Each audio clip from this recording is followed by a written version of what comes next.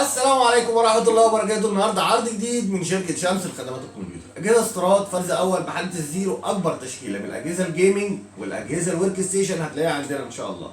عندنا موديلات كتير، مواصفات كتير في الأجهزة الجيمنج، وعرض شركة شمس النهارده على موديلين مكسرين الدنيا.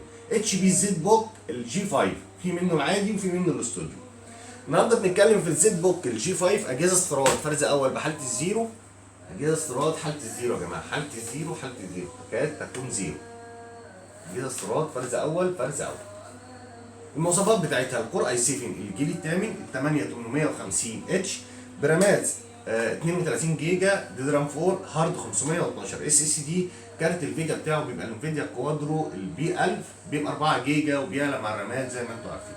اجهزه استيراد فرز اول بحاله الزيرو 15 و6 فول كيبورد. الكيبورد مضيئه يا جماعه، كيبورد مضيئه. طبعا بتشغل اعلى البرامج، بتشغل اعلى الجيمزات. اجهزه ورك ستيشن يعني شغل 24 ساعه في ال 24 ساعه.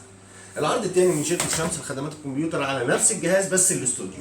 الاستوديو طبعا اجهزه برضه استيراد فرز اول بحاله الزيرو الترا سليم. الاستوديو الميزه اللي فيه بيبقى ان هو جهاز الترا سليم. فرز اول حاله الزيرو، حاله الزيرو برضه يا جماعه.